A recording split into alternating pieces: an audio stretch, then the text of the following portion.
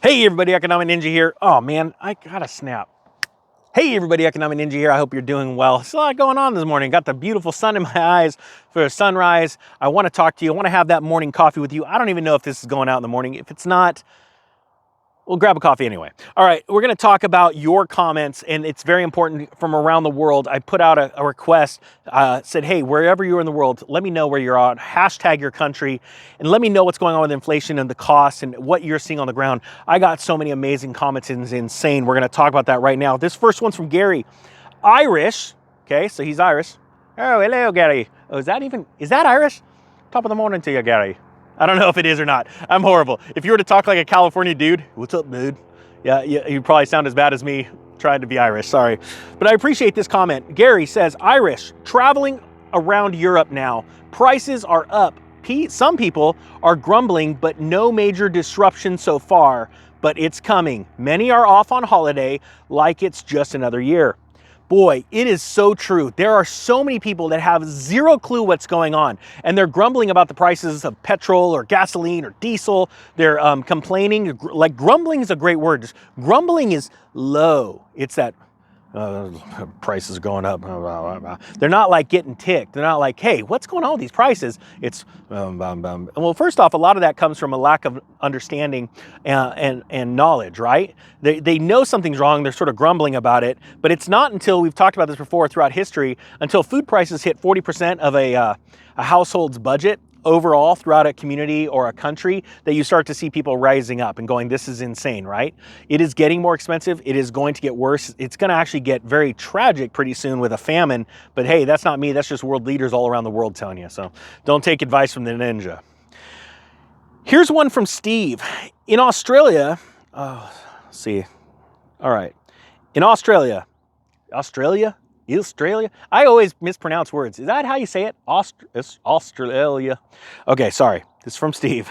This week, the Reserve Bank, your Fed, my Fed, I'm just joking, said, we won't have a recession. I look around and I see another story. Our unemployment. See, I thought you were just blaming us again. Cool. Thanks, Steve. Our unemployment is low, but skills are down and wages are up as much as 30%. In some industries, business owners are telling me they don't want to take on new clients because there is no profit in it. Add a 3 to 4 day work week to this, plus supply chain issues and businesses crawling. That is such a great comment, Steve. And the reason why I say that is, so first off, let's say the 3 to 4 day work week. That's insane. You know, there's so many countries that have went to, or they're thinking about going to this 3 to 4 day work week, like it's going to be some magical special thing.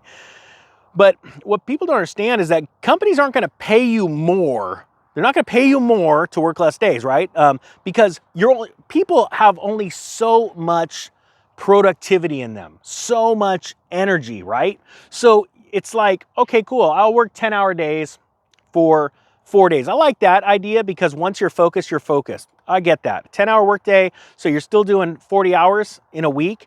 Sure, but the problem is companies go, well, a lot of companies need weekly coverage. They need to have eyes on their product, business, services, whatever, every day of the week, right? So a lot of companies have to now hire someone else. So it costs them more money. That idea is insane that that an economy can do well with that system, because businesses are going to be hurt, right? Also, what people don't understand is now you have more time off to go do what? Go spend the money that you don't have? Go spend the money that you're not making extra money from your wages. So what are you walking around? We're just a bunch of people that are, at peace and at one with nature, and we're sitting, I don't know. It's just a weird kind of thing, right? Also, you think about this, and this is happening in America too, the crawl.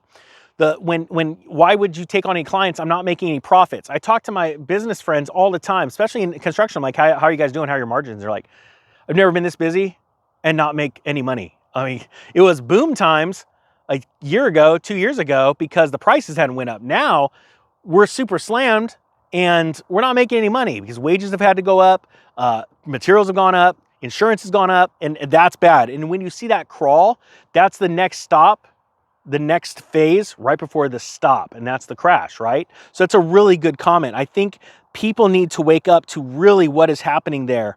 Now, here's one that's very, very incredible. And this is from Luke. And he says, hey, Ninja, watching from Tasmania, Australia. Did I say, man, Australia? I keep doing that. Seen petrol go up 20 cents in the last few days to $2.25 per liter. It was $1.80 only a couple of weeks ago. Wow. On a percentage basis, over that short of time, that is a shock, and I apologize. That's horrible. Trying to position myself correctly with precious metals, especially silver, as I've never seen too wealthy. I've never been too wealthy, I'm assuming he's meant, but want to be positioned correctly for the perfect storm. Do you think there's a certain amount of precious metals to really make a dent during the crash? You know what, that is the most impossible question to answer, quite frankly. That's something that you have to do financially yourself, answer yourself. I'm gonna be honest with you. I set out personal goals when it was like 2010, and then I'd hit that goal and go, I'm going for another goal. I'm going for another goal. And I didn't stop, and then I started buying up other asset classes like cryptocurrencies, things like that, because you can only have so much of one thing because you just never know which one's going to pop off first. But this, I want to get to this question. This is from Tasmania, okay? Also, I'm sitting on some NFTs that have still gone up considerably. He's got approximately $100,000 worth. Do you think, what do you think during the crash, during the extreme downturn, possibility be of a valuable asset to withstand the crash? Well, I'm going to be honest with you. We're going to talk right now. These NFTs, I'd be running for the hills. And I'm telling you, NFT has great non-fungible tokens. It's a cryptocurrency, blockchain-backed thing, have amazing utility and value. But like for a fine work of art like a Mona Lisa, not a cartoon character that looks like it was drawn by a 3-year-old of a monkey. All right, this is literally like the tulip mania. If you've made money, I would be running for the hills and selling. That's just me. That's not financial advice. Why? Because it could go up even more tomorrow. You don't know. You don't know. But my biggest thing, and the gamblers talk about this all the time, and if you follow this and it works out, then that's good. But they say, hey, you put in a bet and you double your money, pull back your initial money, because you now are investing or playing with the house's money, right? And that's, I've lived by that a lot. If you want to gamble some money, and investing is gambling, right? There's fundamentals, but there's still so many other acts of nature at work here, right? With any investment, anything can throw your investment for a loop and cause it to go down and not be worth more tomorrow or in your time frame. So be very careful of that, okay? So Germany, here's one out of Germany. I just want to make this video about comments from around the world. Germany, here, yeah, it's turning into a nightmare, but the majority of the sheep are still asleep. You can see it in the politics, though. New laws and regulations being implemented under the radar of the MSN.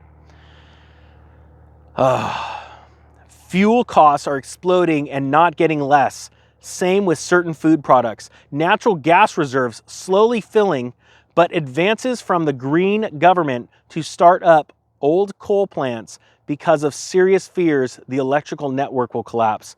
Man, I'll tell you what, that is a real serious threat right now, especially in Europe.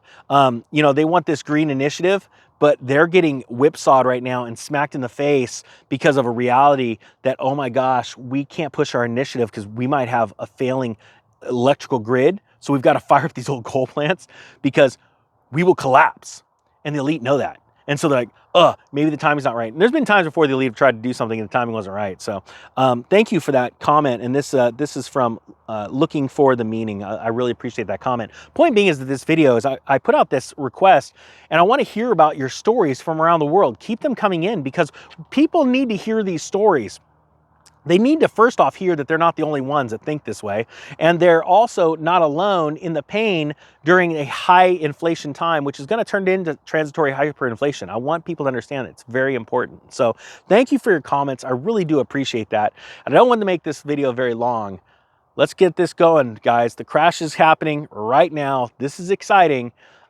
Get prepared. Don't be scared. Thank you to all the new subscribers and everybody for hitting that thumbs up. All right, guys. The Economic Ninja is out.